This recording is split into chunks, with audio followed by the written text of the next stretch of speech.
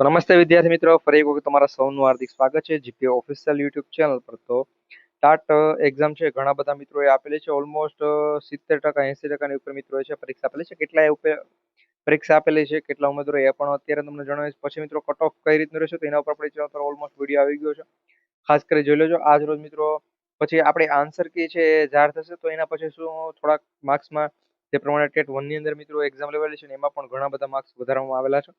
તો એ પ્રમાણે તમને પણ 100 માર્ક્સમાં વધારો થશે કે રિઝલ્ટ ક્યારે આવશે, તમામ ઉમેદવારો માટે ભાઈ મહત્વના સમાચાર. મિત્રો તમારી જે પણ નવી ભરતી છે એની જાહેરાત પણ છે, હાલ આવી ગઈ છે કે કેટલી જગ્યા પર ભરતી આવશે.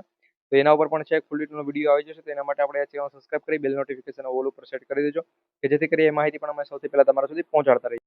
તો મિત્રો પહેલા હું તમને એ જણાવું કે કેટલા ઉમેદવારો પરીક્ષા છે આપવાના હતા. તો મિત્રો 1,65,000 ઉમેદવારો છે એ ટાટ હાયર સેકન્ડરીની પરીક્ષા છે એ આપશે. એટલે એટલા ઉમેદવારો પરીક્ષા આપવાના હતા.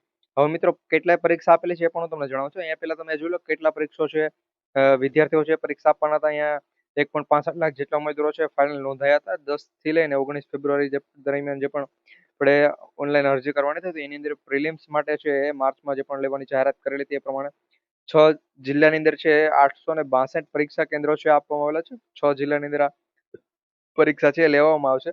ને એમસીક્યુ આધારિત મિત્રો 200 ગુણનું અહીંયા જે પણ છે તમે જોઈ શકો. 100 ગુણનો પ્રથમ ભાગ હશે, એના પછી મિત્રો 100 ગુણનો બીજો ભાગ હશે. એ પ્રમાણે અહીંયા તમારી એક્ઝામ છે લેવાની હતી. 1,65 લાખ ઉમેદવારો છે પરીક્ષા આપવાના હતા. અને મિત્રો ગુજરાતી, અંગ્રેજી અને હિન્દી એમ 3 વિષય માધ્યમની અંદર છે. ટોટલ 41 વિષયો માટે પરીક્ષા છે એ યોજાશે. કેટલા મિત્રો? 3 માધ્યમની અંદર 41 વિષયો માટે છે એ પરીક્ષા યોજાવાની છે. અને આ માહિતી તમને ખબર હોવી જોઈએ, એના માટે આ માહિતી અહીંયા તમને આપેલી છે. અહીંયા બાકી તમે જોઈ શકો ક્યાં ક્યાં જગ્યાએ છે એ પરીક્ષા યોજાયેલી હતી ને કેટલા કેન્દ્રો હતા એનો ડેટા નથી, પરંતુ કયા કયા જિલ્લાની અંદર હતું એ આપેલું છે, તમે એ પણ જોઈ શકો છો.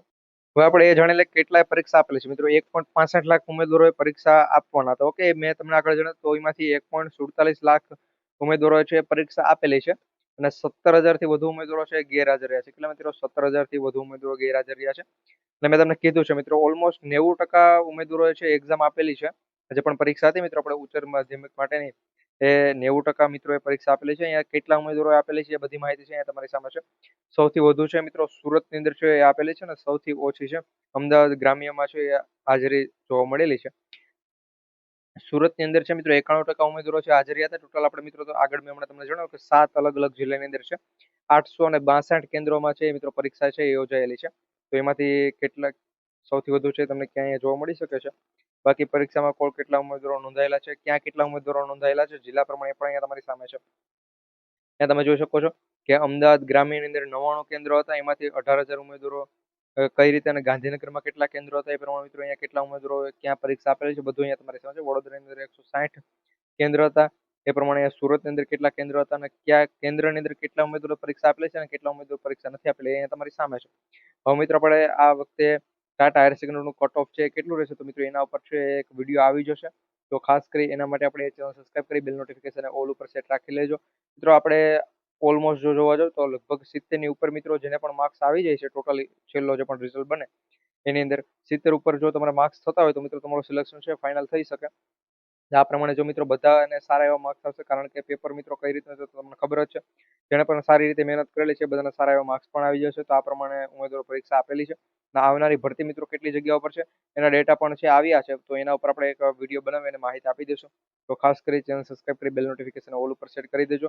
તમારા બધા મિત્રો સુધી વિડીયો શેર કરજો, જેથી કરી તમામ મિત્રોને ભાઈ ખબર પડે કે ક્યાં કેટલા ઉમેદવારો છે પરીક્ષા આપેલી છે.